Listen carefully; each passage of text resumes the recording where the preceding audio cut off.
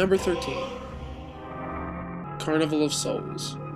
This film was not for everyone, meaning that the subtle nuances of the film are what drive it and not the scare tactics. However, that isn't to say this film isn't scary. As a matter of fact, it's uncomfortably creepy. It has a great gothic sensibility to it, and the constant inner conflict of the main character Mary is just a great way to tell a story.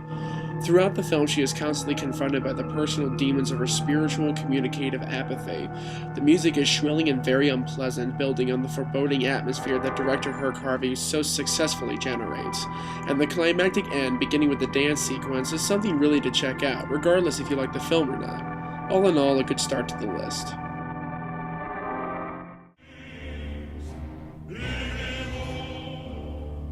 Number 12. The Thing. One of the few names you pretty much always associate with horror films is John Carpenter. Though I'm a huge fan of his films, the 1982 remake of The Thing is something to really be respected. Even in its opening, the intriguing visuals, eerie music, and range of settings is just to be absorbed. Within the first 8 minutes, Carpenter already has us anxious to see what happens, and that anxiety lasts long after the credits roll, brought on by so much unsettling scenes this film is famous for. He was greatly influenced by the 1958 sci-fi film The Blob and how to work the ending, and I can say it really does work. Even Kurt Russell's performance is actually pretty badass. And you cannot talk about this film without commenting on its amazing practical and visual effects, which I believe are some of the best and most effectively scary effects out there. It is one hell of a science fiction horror tale.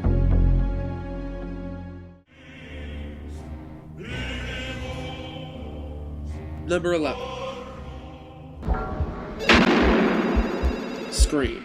This film that reinvigorated the slasher genre in the 90s from the dopey, tongue-in-cheek trash that had been pumped into the market the 5 years prior was also the first film by legendary horror director Wes Craven that I had the fortune to see.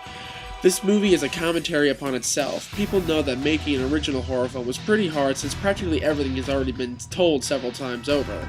Wes Craven and Kevin Williamson came up with Scream, whose cleverness derives from the fact that it knows every single stereotype of the genre and satirizes them. Though this was the basis of the Scary Movies franchise that would arrive sometime afterward, Scream actually is scary on a level, with disturbing antagonists and a pretty chilling atmosphere along with the humor and cinematic insight that makes this very clever and very witty horror film that can stand all on its own as something really unique.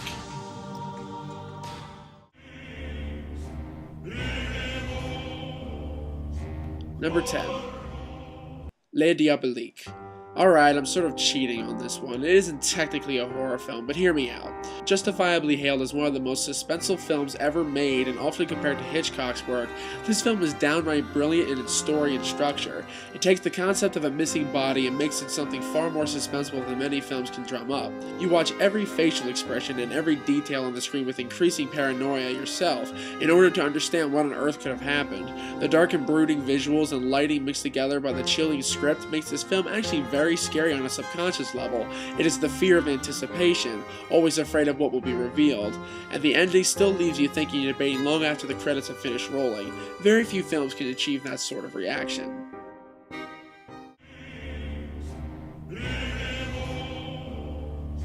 Number 9. 28 Days Later. The movie that launched Cillian Murphy's career is also one of the most spectacular just recently post-apocalyptic films I've ever seen, and the most recent horror film on this countdown.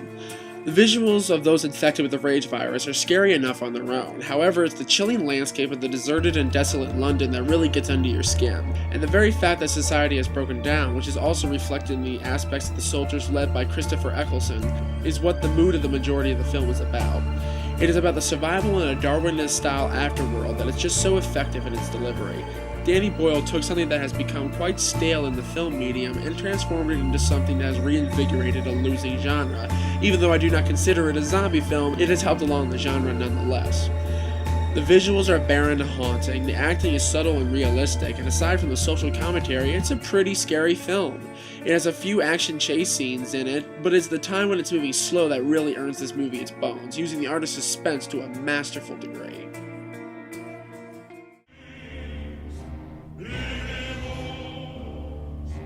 Number 8. Rosemary's Baby. Roman Polanski has made some pretty amazing films throughout his career, and one of those is most definitely this film. The concept of this film, based off the novel by the same name by Ira Levin, isn't entirely new. However, the way it's presented in the film makes it all the more remarkable. Much like Carnival of Souls, it relies on more subtleties and plot movements and character developments more than jump scares that a lot of horror films include.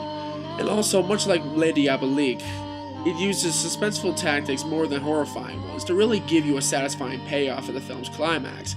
However, unique to itself, Rosemary's Baby is almost painfully tragic and real, despite its circumstances. The characters and even the bulk of the situation are so realistic it's hard to watch. The performances by Mia Farrow, John Cassavetes, and Ruth Gordon are some of the best I've seen in horror films. Polanski's masterful adapted screenplay is amazingly well written and structured, coupling in perfect time with his always impressive direction. This film has great pacing, great suspense, great acting, and a gratifying closure. Even if you don't find it scary, it's still a good movie all around.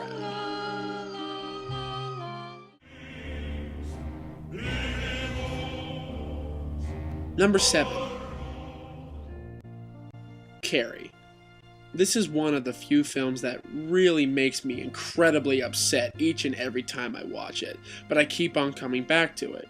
If anyone has been bullied at school or at home, you'll find a connection with this Stephen King adaptation.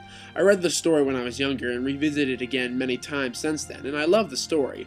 However, it does not encapsulate the edge and utter savagery that the film does. Sissy Spacek's performance makes me pretty much cry every time I see it, because as a recipient of so much bullying in my grade school years, I can only look on in utter horror of her life and how she is brought up several times only to be torn down 10 times as hard.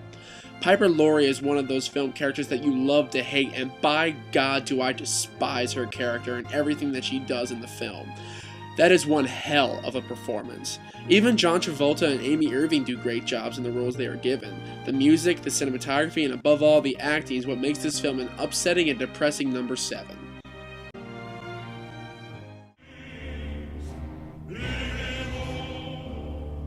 Number 6. Eraserhead.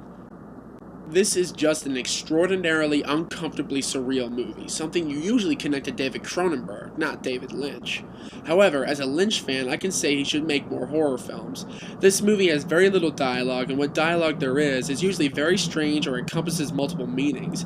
Every scene where surrealism takes over is creepy and scary, and from the constant referencing to the radiator, to the bleeding mini chickens, to the Heaven song, to almost everything about the baby, to even sleeping, there is so much in this film that is unpleasant. I have to respect it, because every time I watch it, I am always anxious about what is coming up next. Even if I know what it is, I still do not want to particularly see it because it is that unnerving to watch. I cannot say many more films that have such a power over me. As David Lynch's first film, it's my 6th favorite horror film.